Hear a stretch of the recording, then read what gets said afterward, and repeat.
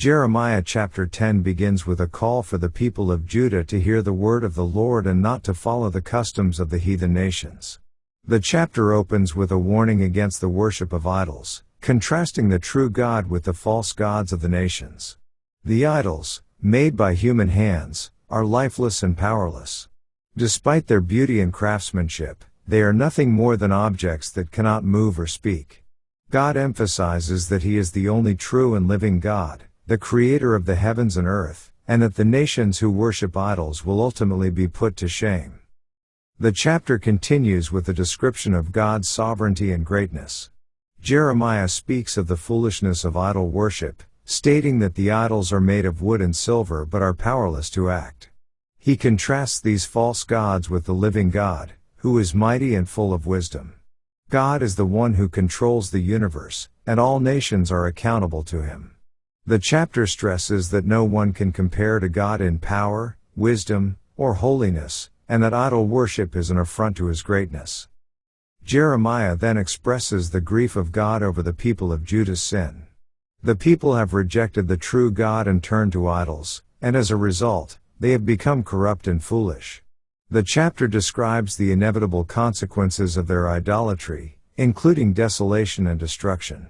God's judgment is imminent, and the people's sin has reached a point of no return. Jeremiah laments the state of the nation, crying out for deliverance and recognizing that only God's intervention can save them from the coming disaster. The chapter concludes with a prayer from Jeremiah, asking God not to destroy the remnant of His people. He acknowledges that the people's sinfulness has led to their downfall but pleads for mercy and restoration. Jeremiah expresses the need for God's discipline, but also for His guidance in leading the people back to righteousness.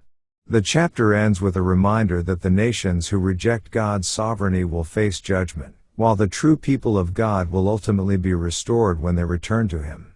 Let's now read Jeremiah chapter 10. Hear ye the word which the Lord speaketh unto you, O house of Israel. Thus saith the Lord, learn not the way of the heathen, and be not dismayed at the signs of heaven, for the heathen are dismayed at them. For the customs of the people are vain, for one cutteth a tree out of the forest, the work of the hands of the workman, with the axe.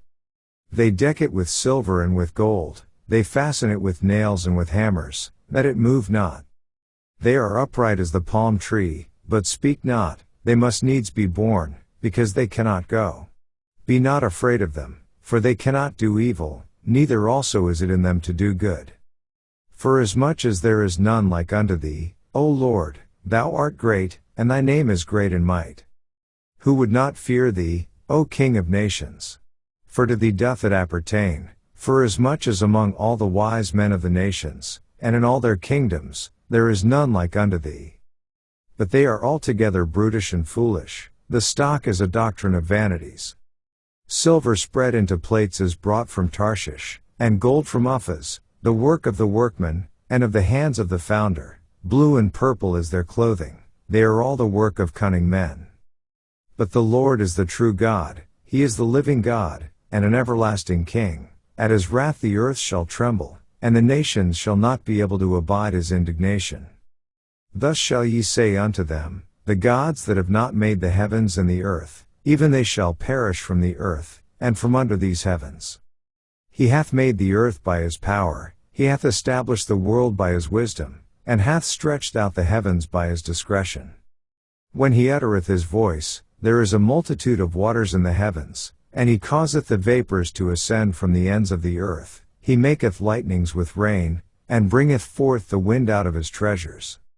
Every man is brutish in his knowledge, every founder is confounded by the graven image, for his molten image is falsehood, and there is no breath in them.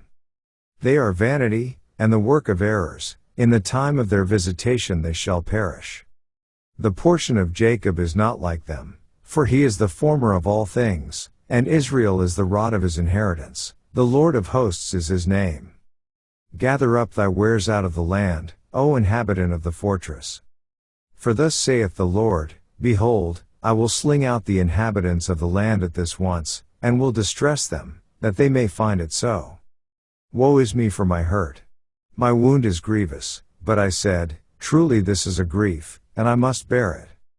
My tabernacle is spoiled, and all my cords are broken, my children are gone forth of me, and they are not, there is none to stretch forth my tent any more, and to set up my curtains, for the pastors are become brutish, and have not sought the Lord, therefore they shall not prosper, and all their flocks shall be scattered. Behold, the noise of the bruit is come, and a great commotion out of the north country, to make the cities of Judah desolate, and a den of dragons. O Lord, I know that the way of man is not in himself, it is not in man that walketh to direct his steps. O Lord, correct me, but with judgment, not in thine anger, lest thou bring me to nothing. Pour out thy fury upon the heathen that know thee not, and upon the families that call not on thy name, for they have eaten up Jacob, and devoured him, and consumed him, and have made his habitation desolate. This ends our reading of Jeremiah chapter 10.